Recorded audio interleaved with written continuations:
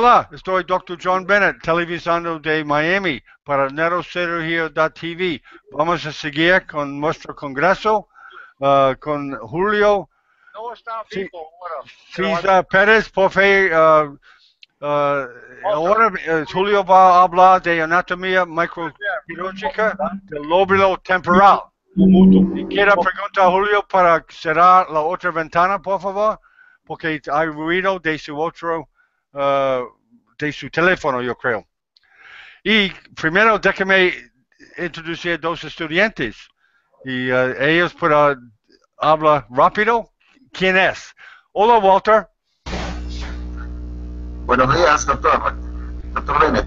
Soy Walter Navarro Velázquez, estudiante de la Facultad de Medicina del país Perú, Ok, Latinoamérica. bienvenidos, Walter. Y Nicolás, mucho, Walter, por favor. Nicolás, ¿puedes introducirte, por favor? Está en muto, está en muto. Sí, buenos días, doctor Bennett. Sí, habla Nicolás estudiante de medicina desde Perú. Ok, bienvenidos, Nicolás, y todos los estudiantes que quieran participar. Vaya a la página neurocirugía.tv y clica en la link. Puede entrar como Nicolás y Alexander. Y bienvenidos, Julio. Puede introducirte, dice que dónde trabaja y todo esto antes de empezar su presentación, por favor. Y buenos días, Julio. Buenos días, John. Pues muchas gracias por la invitación. Es un gusto poder participar en este primer congreso de anatomía microquirúrgica del sistema nervioso y abordajes neuroquirúrgicos en línea. Pues antes que nada, agradecerte por la invitación, igual a todos los neurocirujanos y anatomistas que han participado y van a participar en estas conferencias. Bueno, yo me encuentro en la Ciudad de México. Trabajo en la Coordinación de Ciencias Morfológicas de la Escuela Superior de Medicina del Instituto Politécnico Nacional. También me encuentro en la Facultad de Medicina de la UNAM, en el Departamento de Cirugía, y en el Instituto de Neuroanatomía y Neurociencias, donde se está desarrollando el proyecto del Laboratorio de Anatomía Microquirúrgica del Sistema Nervioso.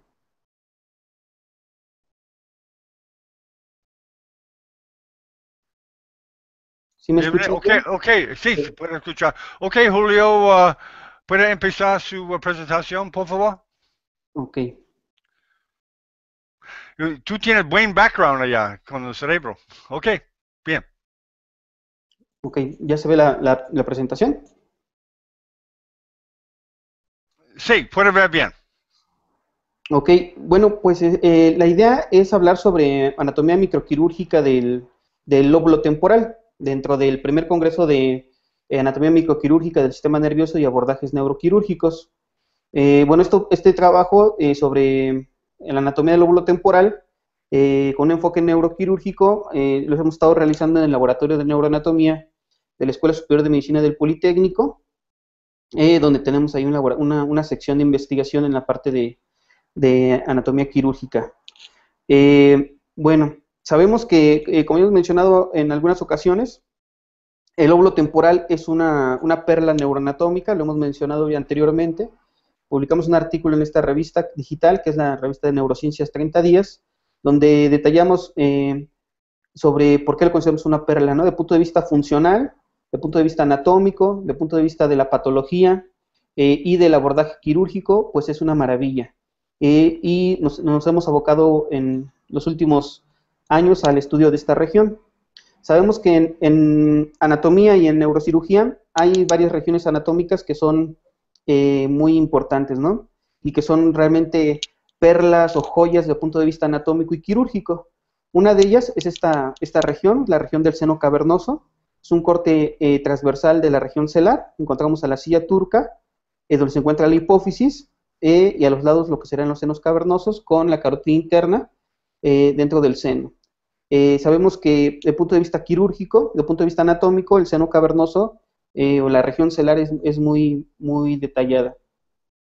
De la misma manera, sabemos que hay otras regiones que se consideran como perlas neuroanatómicas o perlas anatómicas, como puede ser la región del canal inguinal. Para los cirujanos generales es una región que es muy, muy rica y muy interesante desde el punto de vista quirúrgico. Ese es con respecto a lo que sería la región celar. Sabemos que se hace se hace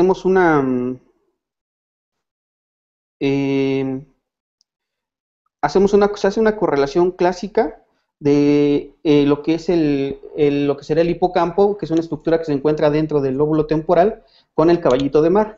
Esta es una imagen que publicó Barr o Kiernan con respecto a lo que sería la correlación anatómica entre el hipocampo, la formación hipocámpica y esta estructura, esta especie que es el caballito de mar. Siempre se hace esa correlación. Eso lo vemos muy bien detalladamente también en un corte transversal. Esta imagen es del Gray Anatomy. Vemos todo lo que corresponde a la formación del parihipocampo. Vemos aquí la formación hipocámpica o formación hipocámpica, que lo incluye el giro del parihipocampo, su transición con el hipocampo a través del subículum y del hipocampo con el giro dentado.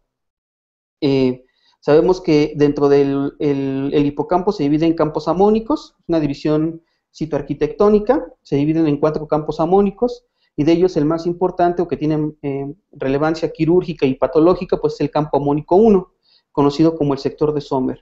Sabemos que esta es una zona muy sensible a hipoxia, y que es una zona que en el periodo perinatal puede hacer lesión, en caso de patología perinatal, y puede generar aquí una región, una gliosis, y eso puede desencadenar hacia futuro que se considera una zona epileptógena. Bueno, muchas de estas imágenes que vamos a presentar entran dentro se realizaron con el método Kingler y con la técnica de inyección vascular. El método Kingler fue descrito por este autor, Joseph Kingler, 1936, publicó un artículo en una revista alemana sobre la metodología de congelar un cerebro para su disección. Posteriormente, en el 56, publica su obra maestra, el Atlas Cerebri Humani, donde muestra unas 100 láminas con respecto a disección del sistema nervioso por método Kingler, específicamente enfocado a fibras. Nosotros en el año de 2008, en nuestro laboratorio, en la Facultad de Medicina, hicimos una estandarización del método para poder aprender y entender cómo utilizar este método para disección de fibras. Mucho de este trabajo pues ya ha redundado en las imágenes que vamos a presentar el día de hoy. Bueno, generalmente, como mencionaba el doctor Suren en la plática anterior, y como lo saben todos los anatomistas y los neurocirujanos, hay que entender el cerebro desde un punto de vista tridimensional. Eso es vital para la anatomía quirúrgica y para el neurocirujano y para el anatomista. Generalmente recordamos las clases con el maestro Luis Delgado, que siempre nos enseñó anatomía pensando en un cubo que tiene una cara dorsal, una cara ventral, una cara medial, una cara lateral, una cara anterior y una cara posterior. Y de esa manera vamos a enfocarnos a lo que será el lóbulo temporal. Aunque de punto de vista anatómico, al lóbulo temporal se le describen de 3 caras. Vamos a describir una cara lateral, que es convexa, una cara medial, que es plana, y una cara ventral, que es cóncava. Generalmente lo que sería la cara lateral es convexa y no hay ningún problema.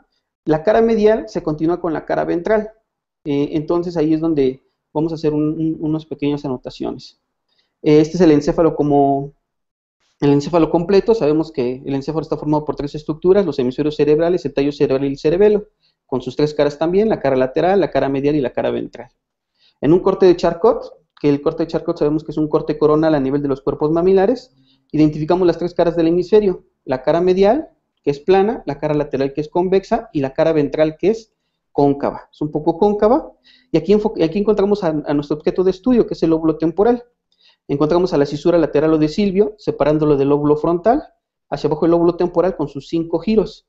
En la cara lateral observamos el T1, el giro temporal superior, que se continúa hacia abajo con el giro temporal, vemos hacia abajo el giro temporal medio, en sentido ventral, y más hacia abajo, más ventral, el temporal inferior. Giro temporal superior, giro temporal medio, giro temporal inferior, conocidos también como T1, como T2 y como T3.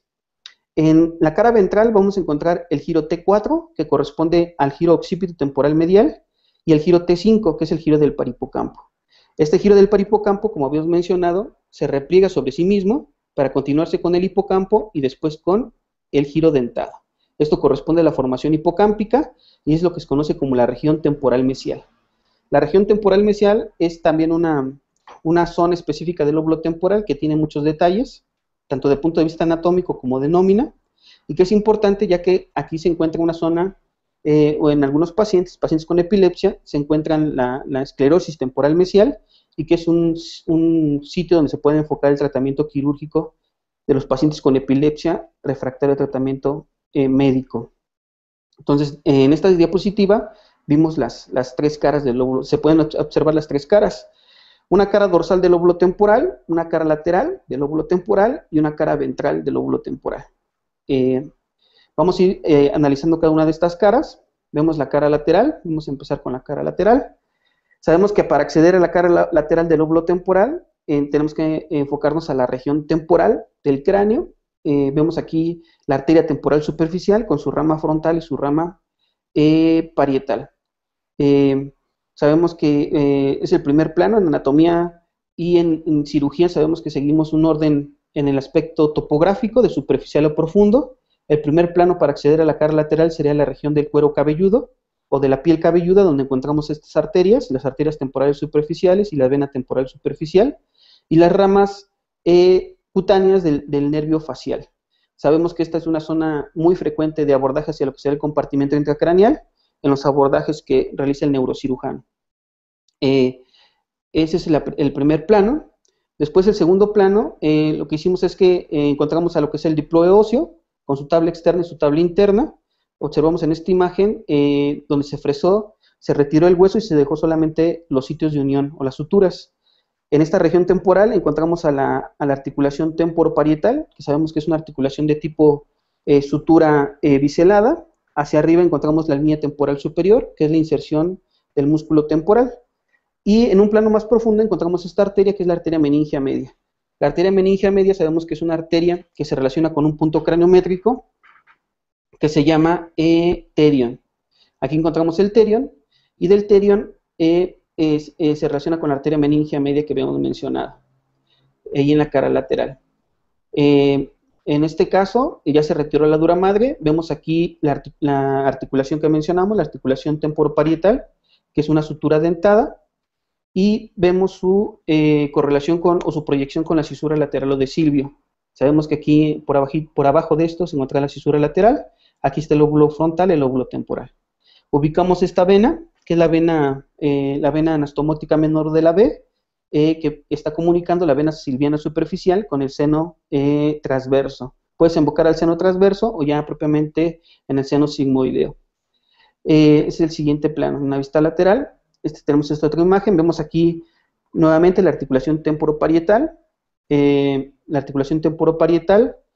la vena anastomótica menor de la B, T1, T2 y T3, el giro temporal superior, temporal medio y temporal inferior, que habíamos mencionado previamente. Esta es otra angulación de la misma fotografía. En este caso es una imagen que presentamos ya sin los elementos óseos y durales. Vemos el hemisferio cerebral en su cara lateral, el lóbulo frontal, el lóbulo parietal, el temporal y el occipital. Del lóbulo temporal vemos T1, T2 y T3, el giro temporal superior, el medio y el inferior. Sabemos que este lóbulo temporal está ubicado en lo que sería la fosa craneal media y sobre lo que será el repliegue de la tienda del cerebelo. Este es un corte sagital que realizamos en el laboratorio. Podemos hacer un acercamiento para ver esos detalles anatómicos. Aquí vemos fosa craneal anterior. La fosa craneal anterior formada por la porción horizontal del hueso frontal y el ala menor del esfenoides. Tenemos la fosa craneal media. En la fosa craneal media desembocando o descansando el polo temporal. Encontramos aquí la cisura lateral o de Silvio con la arteria cerebral media y la cara ventral del lóbulo temporal descansando sobre la dura madre de la fosa craneal media y sobre la tienda del cerebelo. En este corte vemos cómo se está replegando el giro para continuarse en la parte interna del cerebro. Esto ya sería la prolongación. Vemos aquí ya la correlación con la cavidad ventricular, aquí en la región del atrio. Hacia atrás vemos la cisura parieto-occipital interna y aquí un segmento, una porción de la cisura calcarina. Entonces esta imagen nos permite ubicar el lóbulo temporal con sus relaciones óseas. Volvemos a la cara lateral, sabemos que, como habíamos mencionado, lo separa del frontal y del parietal, la cisura lateral o de Silvio, ubicamos a T1, T2 y T3. Hacia abajo, lo que hicimos en esta imagen fue retirar completamente el lóbulo frontal, bueno, lo que serían los frontales superiores, medios e inferiores, para observar su continuidad del lóbulo temporal con el lóbulo de la ínsula. En este espécimen, o en esta imagen, lo que aislamos con el lóbulo temporal para observar estos tres giros, y vemos aquí la continuidad del giro temporal superior con el giro supramarginal. Sabemos que el giro supramarginal y en sentido posterior, el giro angular, corresponden al área de Wernicke. Aquí ya empezamos a hacer un poco de disección de fibras, se quitó la corteza para solamente dejar las fibras en U de Meiner. Sabemos que el área de Wernicke va a estar conectada con el área de Broca por medio del fascículo longitudinal superior. En esta misma cara lateral se hizo una resección del giro temporal medio para acceder a la cavidad ventricular y observamos esa estructura, que sería el hipocampo. Si hacemos un acercamiento, sabemos que ahí a través de T2 podemos acceder a la cavidad ventricular para la resección del hipocampo de la amígdala. Encontramos aquí el asta temporal del ventrículo lateral, los plexos coroides y hacia atrás lo que sería el atrio del ventrículo lateral. En esta misma imagen, en un acercamiento aún mayor, vemos esta convexidad de lo que sería el hipocampo. Sabemos que esta capa de sustancia blanca que recubre el cerebro se le conoce como alveus. Nos vamos a apoyar de esta técnica anatómica que se conoce comúnmente como la tinción de Mulligan o azul Prusia. Bueno, que se conoce como azul Prusia y se realiza con lo de la tinción de Mulligan. Vemos aquí en el corte, es un corte coronal. Nuevamente vemos T1, T2, T3, T4 y T5. Esta imagen yo creo que es una imagen muy adecuada para hablar sobre la sustancia blanca que comunica al lóbulo temporal con el centro encéfalo, con el central core. Vemos este manojo de sustancia blanca, esta zona anatómica de sustancia blanca que ha descrito el doctor Duvernoy y que se conoce como temporal stem o tallo temporal.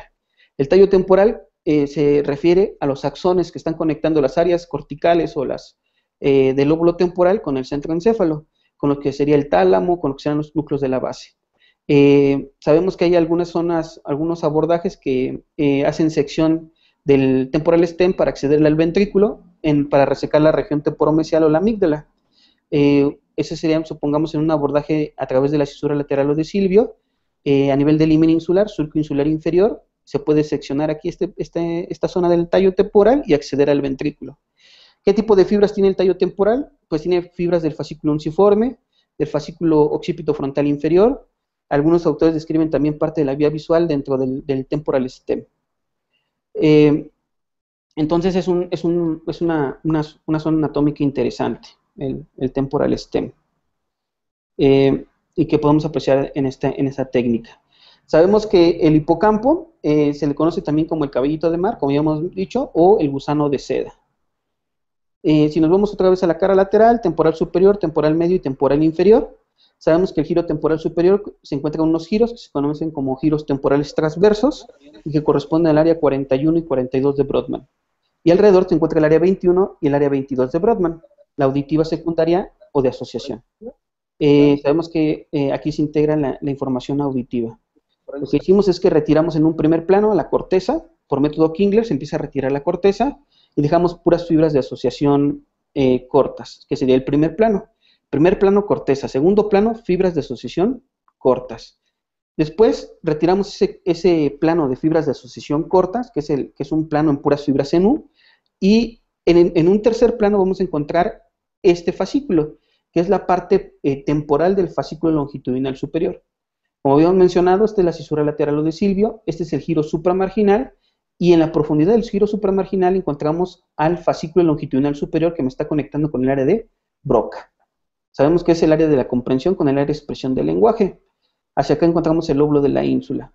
Ahora, si quitamos este fascículo de asociación larga, que se llama fascículo longitudinal superior, en este plano, que ya se alcanza a apreciar aquí un poco, se encuentra ya lo que se conoce como el stratum sagital, que es el siguiente plano. Este stratum sagital contiene fibras del fascículo occipito frontal inferior, fibras de las radiaciones genículo-calcarinas, que sabemos que forman parte de la vía visual, y vemos aquí su relación con el surco insular inferior. En la ínsula sabemos que tiene un vértice, y uno de sus vértices se conoce como el limen insular. Esta es la región del limen, el surco insular inferior, y son relaciones anatómicas para acceder al ventrículo lateral en su prolongación temporal. Esta imagen es una imagen de la disección del fascículo longitudinal superior, que conecta el área de Broca con el área de Berni, como hemos mencionado. Sabemos que por abajo se encuentra aquí la región de la ínsula, que ya se retiró, y vemos esta cápsula, que es la cápsula externa. Vemos este fascículo, que es el fascículo que conecta el lóbulo frontal con el lóbulo temporal, se llama fascículo unciforme.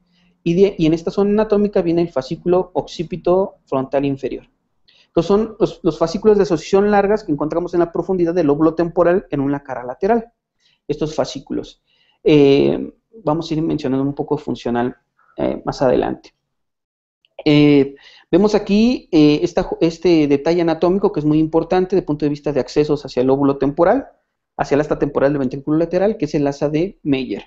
El asa de Meyer corresponde a las fibras genículo-calcarinas inferiores, forman esta asa en dirección del asta occipital, del lóbulo occipital.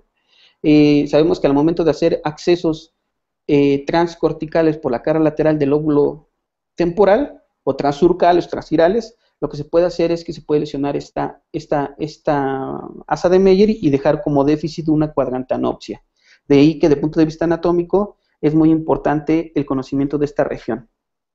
Esta es una disección que nos comparte, se comparte ahí en el laboratorio de neuroanatomía de la Escuela Superior de Medicina. Es una disección que realizó el doctor López Antunes ahí en la Escuela Superior de Medicina. Y tenemos ahí en el acervo. Nuevamente regresamos a esta imagen. Esta es la ínsula, esta es la región del limen insular, y posterior al limen insular, unos milímetros atrás, hacemos una incisión para caer al ventrículo. Caemos al ventrículo lateral, y encontramos aquí al hipocampo y al núcleo amigdalino, que, como habíamos dicho, pueden ser unas zonas de enfoque o unos objeto de estudio, ya que el hipocampo es una zona que se puede considerar una zona epileptógena en algunos pacientes, ¿no? Los pacientes que tienen epilepsia refractaria al tratamiento farmacológico, el punto que está generando la crisis se encuentra en el hipocampo, y por lo tanto, dentro del tratamiento quirúrgico es la resección de esta estructura. De ahí la importancia del conocimiento de esta región. Entonces aquí encontramos dos estructuras que son muy importantes, el hipocampo y el núcleo amigdalino. Sabemos que el núcleo amigdalino tiene que ver con la agresividad y tiene que ver con el reconocimiento del miedo en el rostro de las personas. Están muy próximos uno de otro. En este ya nos quitamos la amplificación. Vemos que en un plano más profundo del estratum sagital se encuentran unos axones que van en sentido ventral o en un sentido vertical, que se conoce como el tapetum. Y bajo del tapetum se encuentra ya la membrana ependimaria o el epéndimo, que es lo que vemos aquí en esta región. Si vemos en una vista ventral, o visto desde una vista anterior, el lóbulo temporal, vemos que es convexa esta sustancia blanca de la cara lateral del lóbulo temporal. Hemos mencionado esta región, que es la región del tapetum. El tapetum se encuentra profundo en las relaciones genículo-calcarinas, y por abajo del tapetum ya se encuentra el epéndimo, la membrana ependimaria. Cortamos la membrana ependimaria y caemos al ventrículo. Vemos aquí el hipocampo, y su continuidad hacia atrás con el fornix, y del fornix con el pilar posterior del fornix, y ya después hacia el cuerpo del fornix, en la región del trígono. Es una vista lateral de la misma región. Vemos un fascículo que conecta el frontal con el temporal, fascículo unciforme. Otro fascículo que conecta el frontal con el occipital, fascículo occipito frontal inferior. En la región del limen corresponde al tronco de estos dos fascículos, el fascículo unciforme con el occipito frontal inferior, en esta cara lateral. Ya si nos vamos más profundo, de esta misma cara lateral, encontramos el fascículo unciforme, el fascículo occipito frontal inferior. Aquí encontramos aquí el putamen, el globo pálido, y por delante encontramos aquí la comisura anterior. Sabemos que por delante de la comisura anterior ya estamos aquí en la región de la continuidad del putamen con el caudado, en la zona del cerebro anterior, y ya nos estamos metiendo en la región del núcleo accumbens. Es una disección más específica de la región. ¿Qué puede pasar en estos accesos que estén muy cercanos al fascículo unciforme? Para acceder al ventrículo, pues puede pasar que el paciente secundario al procedimiento quirúrgico tenga síndromes neuropsicológicos. Uno de ellos pues, sería el síndrome disejecutivo órbito-frontal. Al seccionar el fascículo unciforme para acceder al ventrículo se puede lesionar este fascículo y tiene una relación directa el fascículo unciforme con regulación emocional de las conductas afectivas y sociales. Tiene que ver con toma de decisiones basadas en estados afectivos, procesamiento de la información relacionada con la recompensa. Sabemos que el lóbulo prefrontal, la corteza órbitofrontal, forma parte de este sistema, que es el sistema de la recompensa o de la gratificación. Permite la detección de cambios en las condiciones de reforzamiento necesarias para realizar ajustes o cambios significativos durante el desarrollo de una acción o una conducta. Entonces es importante tomarlo en consideración la función de este fascículo y su conocimiento para, como una probable secuela desde el punto de vista en el postquirúrgico. Si nos vamos ahora a ver la cara ventral, en la cara ventral, como ya hemos mencionado, tenemos a T3, a T4 y a T5, que corresponde al occipito temporal lateral, al occipito temporal medial y el giro del parihipocampo. Vemos aquí un corte sagital. El corte sagital de la cabeza nos permite ver a la cara medial del lóbulo frontal, la cara medial del lóbulo occipital, y aquí no podemos apreciar a lo que sería la cara medial del temporal, porque tenemos aquí el tallo cerebral con su mesencéfalo, su puente y su cerebelo. A lo mejor esta imagen nos sirve para hablar sobre el detalle anatómico de una zona anatómica del lóbulo temporal con este nervio craneal. Este nervio, que se encuentra aquí en esta zona anatómica donde tenemos la flecha, es el tercer nervio craneal, que es el nervio oculomotor.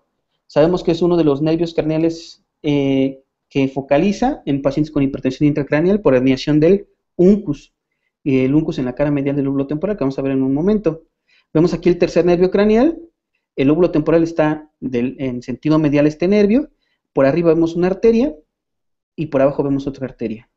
Por arriba del tercero y por abajo del tercero. La que está por arriba, sabemos que es la arteria cerebral posterior, en su segmento P1, y la que está por abajo del tercero es la arteria cerebelosa superior. Por delante del puente encontramos aquí la región de la arteria basilar, descansando sobre el proceso basilar o clivus. Aquí encontramos el dorso de la silla turca o lámina cuadrilátera, y aquí estamos en la región de la silla turca con la hipófisis. Vemos aquí una sección de la carótida interna, en el segmento supraclinoideo, y aquí vemos el seno esfenoidal. Ya hacia acá ya estamos a la cavidad nasal. Aquí ya estamos en la región del septum, en lo que será la cavidad nasal, la nasofaringe y el paladar. Bueno, aquí nos estamos yendo hacia la región de la cavidad nasal. Entonces, lo que vamos a hacer es que vamos a hacer una sección del mesencéfalo. Vemos aquí el colículo superior, el colículo inferior, la glándula pineal. Vamos a cortar el mesencéfalo a nivel del colículo superior para que nos permita ver a la cara medial del lóbulo temporal. Pues regresamos la imagen. Y vamos a ver que más adelante, a la cara medial del lóbulo temporal en esa zona anatómica. Aquí vemos parte de la cara medial. Vemos este giro, que es el giro del parihipocampo, y que el giro del parihipocampo se pliega sobre sí mismo para continuarse con el uncus. El uncus se relaciona con el tercer nervio craneal, como ya habíamos mencionado. El uncus corresponde al área olfatoria primaria, el área E34 de Brodmann. Y hacia adelante encontramos este surco que se llama surco entorrinal, que es el área 28 de Brodmann, el cerebro olfatorio. Aquí vemos el nervio olfatorio, que sabemos que es la única vía que llega o tiene acceso directo hacia la corteza sin pasar por el tálamo. Entonces aquí encontramos la zona piriforme, la corteza entorrinal, la corteza del uncus, el área olfatoria primaria. Hacia afuera encontramos este surco que se llama surco colateral, y por fuera del surco colateral este giro, que se llama giro occipito temporal medial, o también conocido como lóbulo piriforme. El lóbulo piriforme, y más hacia afuera el surco occipito temporal, que me divide al occipito temporal medial del occipito temporal lateral. Sabemos que dentro de este giro, que es el occipito temporal medial o fusiforme, se encuentra un fascículo, que es el fascículo longitudinal inferior. Vemos esta otra imagen. Lo que hicimos es que quitamos a la corteza de la región de la corteza del parihipocampo, la vamos a retirar, y encontramos dentro este fascículo. Este fascículo se llama fascículo del cíngulo. El fascículo del cíngulo forma parte del sistema límbico. Vemos aquí el surco colateral. Sabemos que si perforamos el surco colateral o la sustancia blanca y la sustancia gris que está en el surco colateral, podemos acceder al ventrículo lateral en su asta temporal. Hacemos un acercamiento, vemos la relación del uncus con el tercer nervio craneal, que ya habíamos mencionado, y que es un dato importante, ¿no? El conocimiento anatómico de esta región. el tercer nervio craneal con el uncus, por arriba la arteria cerebral posterior, por abajo la cerebelosa superior. El tercer nervio craneal saliendo del borde medial del pedúnculo cerebral y para dirigirse hacia la fisura orbitaria superior. Entonces aquí ya se hizo esa disección de la región del parihipocampo. Y dejamos íntegro todavía el occipito temporal medial o giro fusiforme, donde vamos a encontrar otro fascículo. Vamos a continuar con la siguiente imagen. En esta imagen pues todavía tenemos íntegro a la corteza del parihipocampo, como habíamos mencionado. Esta es la corteza del parihipocampo y la corteza del occipito temporal medial. Y posteriormente lo que hicimos es, por medio de edición, pues quitamos todos los demás giros y nos enfocamos al que nos interesa, que es el del parihipocampo. En la cara ventral, el occipito temporal medial y el lateral. Sabemos que esta cara ventral, como ya hemos mencionado, descansa sobre la fosa craneal media. Este es un corte axial que realizamos en el laboratorio, donde vemos cómo el lóbulo temporal está completamente descansando sobre la dura madre de la fosa craneal media.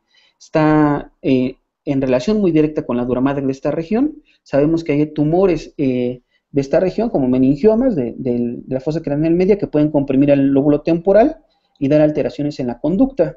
Sabemos que los meningiomas son de crecimiento lento, ¿no? Y pues son estas alteraciones de manera paulatina y un poco silenciosa, y más si son de punto de vista neuropsicológico.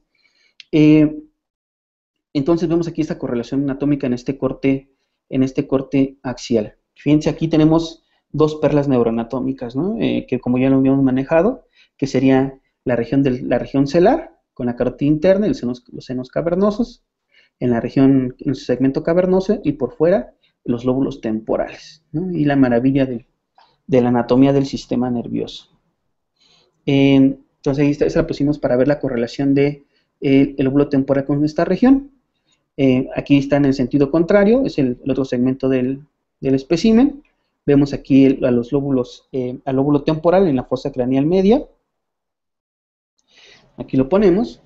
Y entonces vemos aquí, este es el giro del parihipocampo, el más medial. Y aquí se abrió un poco el ventrículo, el asta temporal del ventrículo lateral. Acá está la cara lateral del lóbulo temporal.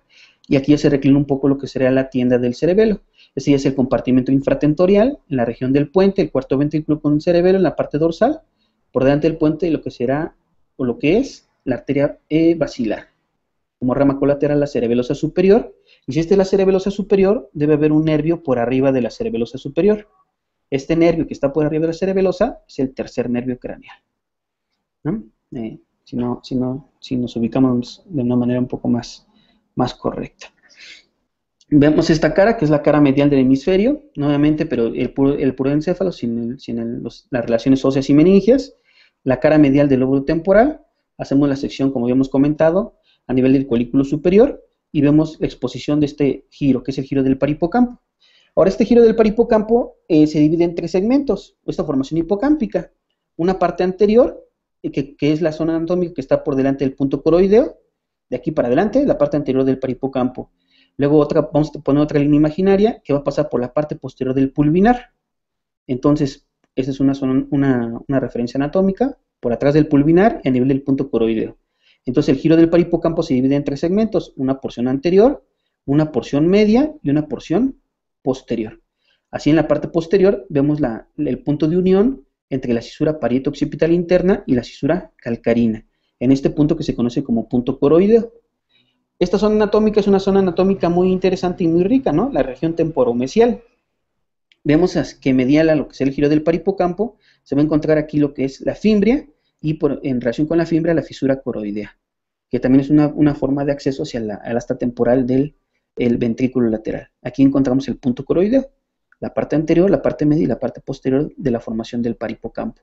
Vemos este surco, que es el surco renal, y donde ubicamos la corteza entorrinal, la corteza del uncus y su relación con el tercer nervio craneal, que habíamos mencionado de importancias en las herniaciones uncales de esta región anatómica.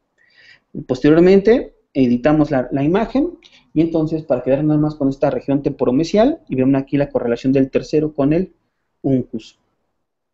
Esta imagen nos permite apreciar nuevamente el uncus en su ápex. Vemos el ápex del uncus, la parte anterior y la parte posterior de lo que será el uncus. Y vemos aquí el fascículo, como hemos mencionado, el fascículo del cíngulo, y por fuera del fascículo del cíngulo, en el giro fusiforme o occipito temporal medial, este fascículo, que se llama fascículo longitudinal inferior.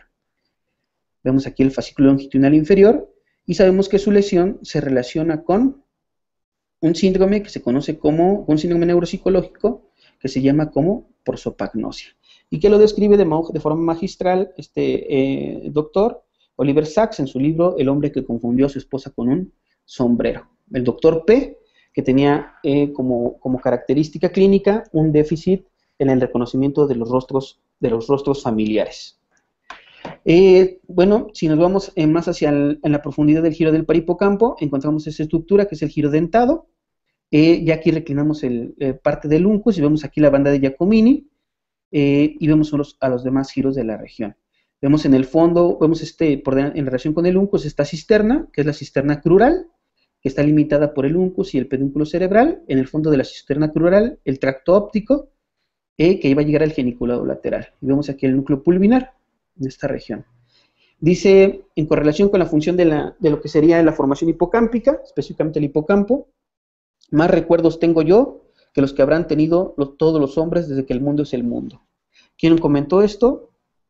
Funes el Memorioso, ¿no? En un cuento que realizó Borges en 1942 y lo publicó en la revista La Nación, donde nos dice: Ciro, rey de los persas, que sabía llamar por su nombre a todos los soldados de sus ejércitos. Mitradades Eupator, que administraba la justicia en los 22 idiomas de su imperio. Simonides, inventor de la mnemotecnia. Era aquel personaje que todo lo recordaba y que lo plasmó de una manera muy, muy genial Borges. Bueno, si nos vamos hacia la profundidad de lo que será la formación hipocámpica, vemos el dentado. Sobre el borde medial dentado encontramos aquí a la fimbria, pilar posterior del fornis, cuerpo del fornis para llegar al cuerpo mamilar. Sabemos que si retiramos ya aquí a lo que será el giro dentado y el uncus, sabemos que el uncus se continúa con un núcleo en su profundidad, que es el núcleo amigdalino. Como ya hemos dicho, el amigdalino se relaciona con agresividad y con el reconocimiento del miedo del rostro. Sabemos que cuando hay lesión del núcleo amigdalino se presenta un síndrome que se conoce como síndrome de Kluver-Bucy. El síndrome de Kluver-Bucy se caracteriza por hipersexualidad, hiperoralidad, docilidad y pérdida de la noción del riesgo. Entonces, esto tiene que ver con esta función que es el reconocer el miedo o una emoción. En este caso es el miedo en el rostro de una persona. Vemos esta pintura de Caravaggio, un escudo que realizó Caravaggio, una pintura en un escudo de la cabeza de Medusa. El síndrome de Kluver tiene que ver con esta parte de las emociones. Kluver-Bucy se caracteriza por hipersexualidad, docilidad y pérdida de la noción del riesgo. Entonces, esto tiene que ver con esta función que es... Vamos a lo que sería la región de la profundidad del lóbulo temporal y encontramos, si quitamos a la amígdala, vamos aquí al núcleo lenticular. Con permiso, Julio. Axel, por favor, muto, por favor. En el escudo de la cabeza. ¿Puede mutar, por favor? Arriba en su screen hay un mute, un botón de mute arriba, porque puede oír. Ok, lo siento, Julio. Bien. Okay. Bueno, retiramos entonces a la amígdala y por arriba del núcleo amigdalino encontramos ya lo que sería la parte del estriado ventral, específicamente aquí la parte ventral del putamen y del globo pálido. Sabemos que cuando hacen la resección los neurocirujanos de la amígdala tienen como referencia anatómica el tracto óptico. Ahí por comunicaciones personales con los neurocirujanos que realizan estos procedimientos, pues comentan que para la resección de la amígdala tienen dos referencias anatómicas. Una de ellas sería el tracto óptico y otra sería la arteria coroidea anterior. Porque pues si siguen aspirando, pues pueden llegar hasta el núcleo lenticular y producir aspiración del núcleo lenticular, principalmente el putamen. Hacia adelante vemos aquí lo que será la comisura anterior. Esto es el asa peduncular. El asa peduncular son los axones que comunican a la amígdala con la región del centro encéfalo. Y por ante la comisura anterior está aquí la región del accumbens. Este es el fascículo unciforme.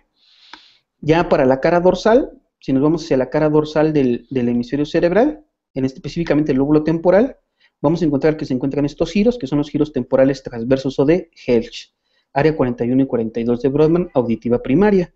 Aquí la vemos en otra vista, el giro temporal transverso, hacia atrás el planum temporal y por delante el planum polar. Nuevamente vemos aquí la cara dorsal, vemos cómo el giro temporal transverso se proyecta a la región del atrio del ventrículo lateral. En esta imagen alcanzamos a apreciar ese detalle del giro temporal superior y su relación con este fascículo, que es el fascículo longitudinal superior, en relación también con aquí con la región de la ínsula. Y esta imagen, pues, es una imagen muy detallada de la región, un poco más de acercamiento. Entonces vemos aquí el giro temporal transverso de Helmholtz, el planum temporal, el planum polar. Sabemos que el planum temporal forma parte del área de Bernoulli. Transverso se proyecta a la región del atrio del ventrículo lateral. En esta imagen alcanzamos a apreciar ese detalle del... Por favor, Axel, mute. ¿Con qué se relaciona la lesión de esta región? Se relaciona con agnosias auditivas. Generalmente la región de los giros temporales transversos, y el paciente puede presentar amusia como un déficit neuropsicológico.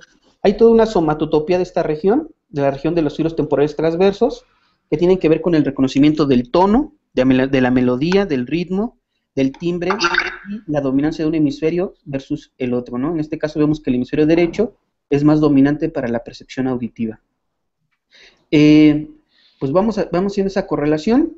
Sabemos que ha tenido mucho auge en recientes épocas las fibras, en parte por el desarrollo de tecnología.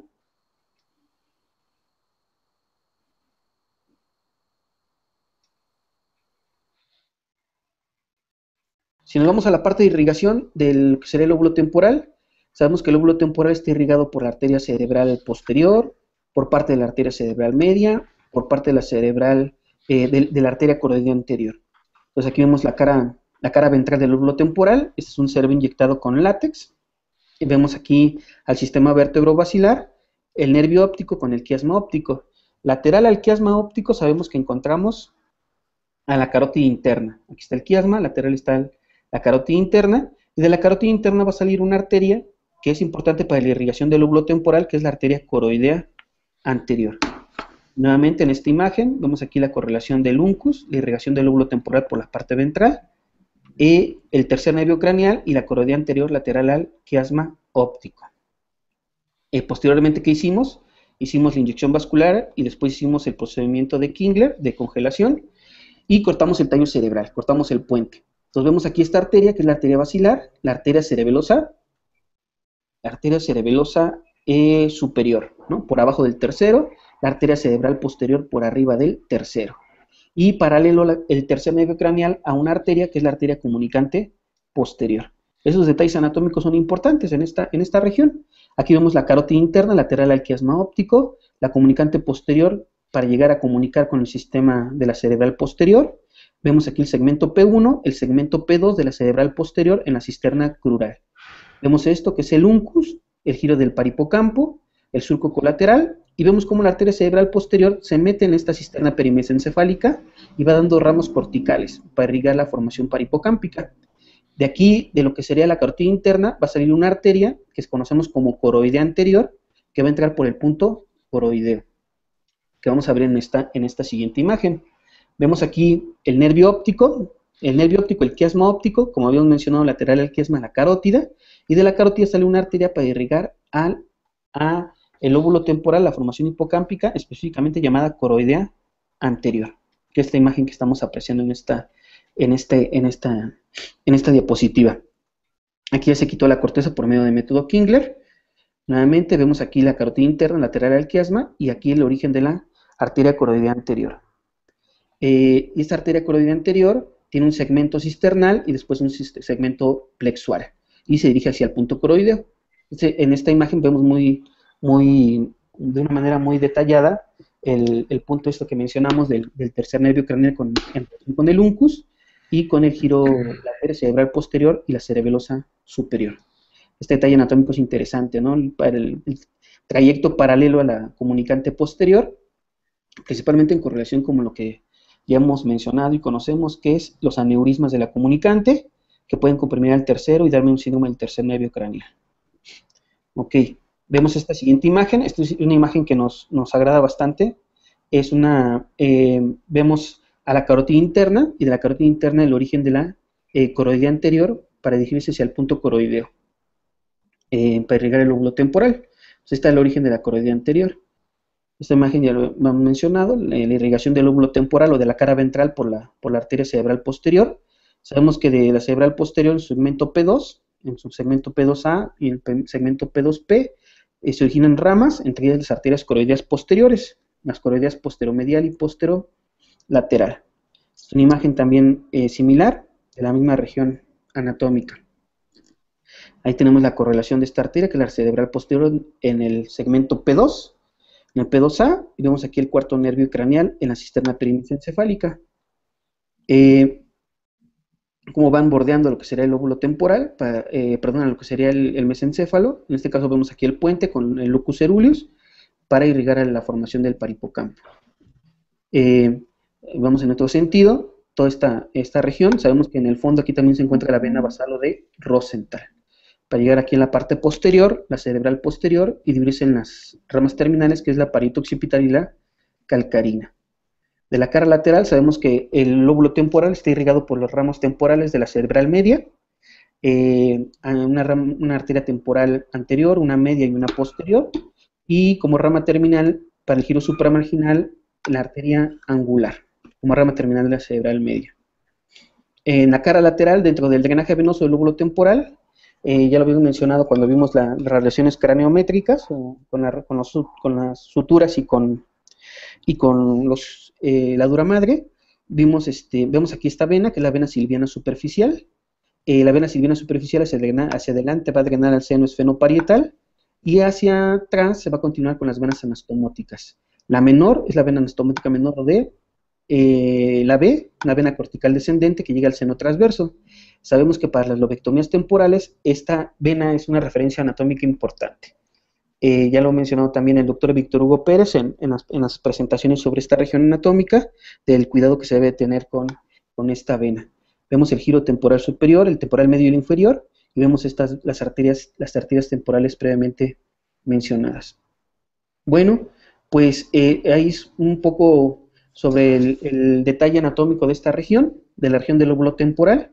Dentro de la discusión creo que es un punto muy importante en correlación con la anatomía y la neurocirugía, que es muy importante el conocimiento anatómico para el abordaje de nuestros pacientes y apoyarnos de las nuevas tecnologías. Esta diapositiva nos compartió el doctor Mauricio Martínez Moreno.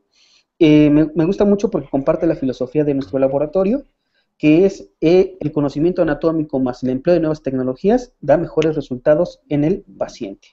Ese es el por qué tanto tiempo estar en el laboratorio con el cadáver, y también complementarlo con la parte de microcirugía en la rata o simuladores. Bueno, pues como conclusión, el conocimiento de la anatomía microquirúrgica del lóbulo temporal es de utilidad en la planeación neuroquirúrgica, con la finalidad de disminuir los déficits secundarios a las vías de abordaje. Es el importante del conocimiento. Algunas de estas imágenes y todo este trabajo es parte de colaboración también con el doctor Matías Baldoncini de Buenos Aires, y pues que ha estado participando con nosotros también aquí en la Ciudad de México, en el curso que hemos realizado de disección de fibras del encéfalo en su totalidad, y específicamente por ahí hicimos uno del lóbulo temporal. Esta imagen es el curso que realizamos en la Ciudad de Buenos Aires, perdón, en Rosario, Argentina, en el año 2013. Por aquí encontramos algunos en aquella época residentes de neurocirugía que van a participar en el curso. Aquí está el doctor Edwin Torres de Lima, Perú. Por acá se encuentra otros personajes de Lima y de mismo Argentina. Pues no sin antes agradecer al apoyo de parte del Laboratorio de Neuroanatomía, de los estudiantes de la Escuela Superior de Medicina, la persona que nos permite realizar todos estos proyectos, que es el doctor Mario Macías Tubiñó, que es el coordinador de Ciencias Morfológicas de la Escuela Superior de Medicina, que es donde tenemos el laboratorio, donde trabajamos muchos de estos proyectos. Esta es nuestra página web y nuestro correo. Pues no sé si tengan alguna pregunta. Sí, mucho gusto, lo siento interrumpirte. Mucho gusto, Julio. Buena presentación. Tú eres la llave para este congreso.